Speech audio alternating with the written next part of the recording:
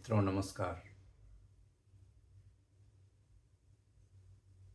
पटना बिहार से मैं विवेक रंजन सोनभद्र अपने YouTube चैनल विवेक सोनभद्र पर आपका स्वागत करता हूँ। आज आपसे बात कानून के सामने सभी लोग समान होते हैं इस बात पर। संविधान के हिसाब से कानून के समक्ष सभी लोग बराबर हैं, परंतु व्यवस्था में बैठे लोग, व्यवस्था की प्रक्रिया, व्यवस्था को साधने के लिए संसाधन और पब्लिक पोस्ट पर बैठे अधिकारी, मंत्री आदि लोगों की सूझबूझ या उनका जो स्वविवेक होता है, इन सब चीज़ों के आधार पर कानून के समक्ष सभी लोगों के बराबर होने की जो अवधारणा है वो कमज़ोर होती है या कायम होती है, यह इसका फैसला तो हर व्यक्ति को करना चाहिए जो इस बात में रुचि रखता हो।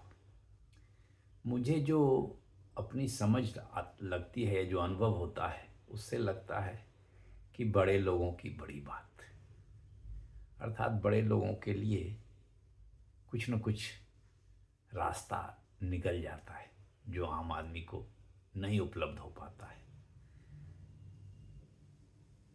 जैसे कुछ दिनों पहले उत्तर प्रदेश के एक तिवारी जी की खबर आई थी कि वे 25 साल या 20 साल तक जेल में रहे किसी हत्या के आरोप में, और बाद में उन्हें निर्दोष पाया गया, तो वो बेचारे निर्दोष साबित हुए और 25 साल जेल में भी रह ली।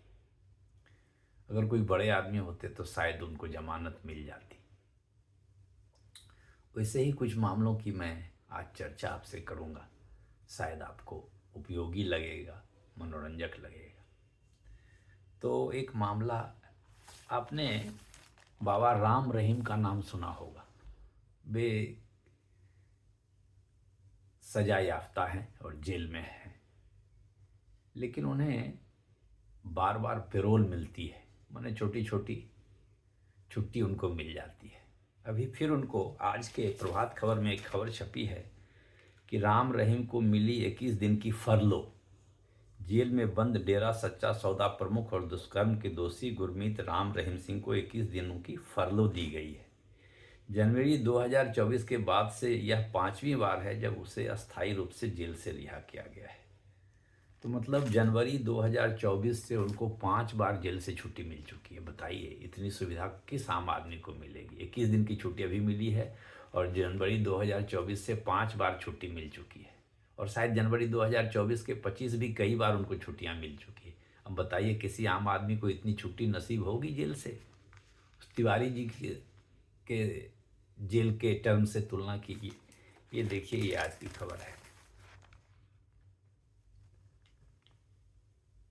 शायद आप नहीं पढ़ पा रहे होंगे, खैर कोई बात नहीं है, मैंने आज की प्रभात खबर का हवाला दे दिया, इसमें यही छपा है। तो राम रहीम बुधवार की सुबह हरियाणा के रोहतक स्थित सुनारिया जेल से बाहर आए और सिरसा में स्थित डेरा के मुख्यालय पहुंचे। तो ये हरियाणा का मामला है। तो हरियाणा सरकार की कृपा लगता है उन पर बनी हुई है, या क्या मामला है मुझे जो लगा, हो सकता है मैं सही नहीं हूँ, मेरा आकलन सही नहीं हो, लेकिन खैर आपकी जानकारी के लिए प्रस्तुत है, आप इस पर अपना मंथन करेंगे। दूसरा मामला ले लीजिए, जमीन के बदले नौकरी घोटाला। रेलवे में जो जमीन लेकर नौकरी दी गई चतुर्थ वर्गीय कर्मचारी लोगों को, लालू जी के रेल मंत्री रहने के दौरान ये मामला उठा है। उसमें लालू जी के परिवार के कई लोग आरोपी हैं। उसमें अभी कुछ दिनों पहले एक जो उनके कोई करीबी सहयोगी एवं व्यवसायी अमित कात्याल है, उनको उच्च न्यायालय से जमानत मिली थी। उस जमानत के फैसले के विरोध में जांच एजेंसी सुप्रीम कोर्ट गई थी। माननीय सुप्रीम कोर्ट ने कहा कि मैं इसमें इंटरफेयर नहीं करूंगा, हम लोग कुछ नहीं करेंगे। बहस करने सुनने से इनकार कर दिया। लेकिन शायद माननीय उच्च न्यायालय ने एक वक्तव्य दिया कि प्रमुख व्यक्तियों को गिरफ्तार नहीं किया। जो प्रमुख आरोपी लोग, उन लोगों को आपने क्यों नहीं गिरफ्तार किया? और इस एक आदमी जो कोई बहुत बड़ा आरोपी इसमें नहीं है, उसको जमानत मिली, उसके खिलाफ आप यहाँ आ गए। क्या आप बड़े लोगों से डरते हैं? यही माननीय सर्वोच्च न्यायालय ने पूछा। तो ये जमीन के बदले नौकरी देने का मामला इतने दिनों से चल रहा है, अभी तक कुछ हुआ नहीं है, कोई बड़ी गिरफ्तारी नहीं हुई। तो यही प्रश्न उठता है, क्या बड़े लोगों के सामने कानून और ये सरकारी तंत्र लाचार हो जाता है क्या? यही मेरा सोचना है। क्या सच्चाई है, नहीं सच्चाई है? मुझे ऐसा लगता है कि सही बात है। माननीय न्यायालय ने पूछा कि प्रमुख व्यक्तियों को गिरफ्तार नहीं किया आपने, क्यों नहीं किया? करना चाहिए। तो ये मामला होता है, तो लगता है बड़े लोगों की बड़ी बात। तीसरा मामला देख लीजिए, नेशनल हेराल्ड का। इसमें राहुल गांधी जी और सोनिया गांधी जी पर मन धन शोधन या क्या क्या है, कांग्रेस को कर्ज दिया, वो कर्ज यंग इंडियन ने ले लिया, यंग इंडियन ने उसे माफ़ कर दिया या घटा दिया, वो पैसे भुगतान हुए कहीं से, कलकत्ता के किसी कंपनी से ला करके, ये सब मामला चल रहा है। लेकिन वे जमानत पर ही कई वर्षों से चल रहे हैं। ऐसे जमानत इतने इम्पोर्टेंट मामले में आम आदमी को मिलेगी क्या? लेकिन उनको मिली हुई है, और फैसला भी कुछ कोर्ट में क्या हो रहा है, क्या चल रहा है, पता ही नहीं। कितने वर्षों तक चलेगा, पता ही नहीं। तो फिर वही बात हो गई, बड़े लोगों की बड़ी बात। उनके सामने कानून और कानून लागू करवाने वाली जो एजेंसी हैं, जो विभाग हैं, वे सब बौने बने हुए रहते हैं। लगता है कि ये इग्नोर करते हैं, ध्यान नहीं देते हैं, या सक्षम नहीं है। नहीं सक्षम है तो मुकदमे को खारिज करा दिया जाए, वापस कर लिया जाए। माननीय न्यायालय को भी चाहिए कि अगर लग रहा है कि मामले में दम नहीं है तो स्वतः संज्ञान लेते हुए उनकी जल्दी जल्दी सुनवाई की जाए और मामले को खत्म किया जाए। किसी पर आरोपी का धब्बा या ठप्पा इतने दिनों तक क्यों लगा रहेगा? मैं यह नहीं कह रहा कि राहुल गांधी जी, सोनिया गांधी जी उसमें दोषी हैं, नहीं हैं। तो ठीक है, मामले का फैसला जल्द हो जाए। यह भी जल्द, त्वरित न्याय भी तो एक न्याय है ना। न्याय बहुत दिन तक चलेगा तो कैसे होगा? तो फिर वही लगता है कि बड़े लोगों की बड़ी बात। न आरोपी चिंतित हैं, न जांच एजेंसी चिंतित है, और शायद जनता भी चिंतित नहीं है, क्योंकि जनता भी सवाल नहीं पूछ रही है। तो बड़े लोगों की बड़ी बात। अभी देखिए, चिराग पासवान जी के घर में चाचा भतीजा या परिवार या उनकी बड़ी माँ आदि के बीच में कुछ विवाद है। तो उसमें चिराग पासवान जी ने खबर दी है, बयान दिया है, चाची शिक्षिका थी पर कभी स्कूल नहीं गई और घर पर ही रजिस्टर मंगाकर हस्ताक्षर करती रही। अब बताइए, कोई शिक्षिका हो, कभी स्कूल न जाए और रजिस्टर मंगा कर के घर पर ही हस्ताक्षर करते रहे, तो कानून के सामने सब समान है, यह कैसे होगा? और शायद ये जहाँ चाची के बारे में जो बताया जा रहा है, मेरी समझ से ये पशुपति पारस जी की पत्नी के बारे में है। तो चूंकि बड़े लोग हैं तो उनके लिए बड़ी बात है, क्यों जाएंगे वो स्कूल? वे घर पर ही हाजिरी बही मंगा के दस्तखत भी कर दिया, पढ़ाया भी नहीं और वेतन भी ले लिया। तो कानून के सामने सब समान है, यह कैसे साबित होगा? यह कैसे, आपको कैसा लगता है? मुझे तो लगता है कि नहीं, कानून के सामने सब समान नहीं है। बड़े लोगों के लिए अलग कानून है, या वो कानून को कमज़ोर कर दिया जाता है। अब बताइए, कोई ज़िंदगी भर स्कूल भी नहीं गया, वेतन भी लिया और पढ़ाया भी नहीं, तो ये क्या संविधान से देश चल रहा है? तो ये मामला है। तो बड़े लोगों के लिए बड़ी बात, और कानून के सामने सब समान है कि नहीं है, इसका फैसला आप कर लीजिए। एक आनंद मोहन जी थे नहीं हैं, राजनेता हैं, सांसद रहे हैं, बिहार पीपुल्स पार्टी चलाया करते थे। उन पर एक डीएम थे मुजफ्फरपुर, गोपालगंज के मुजफ्फरपुर के कृष्णैया साहब, उनके मैंने पिटाई हो गई, पीटते पीटते लोगों ने मार दिया, मॉब लिंचिंग कहिए जो कहिए, उस पर उन पर दोष सिद्ध हो गया था। खैर बाद में जो भी हो, बहुत दिन वो जेल में भी रहे, ऐसी बात नहीं है।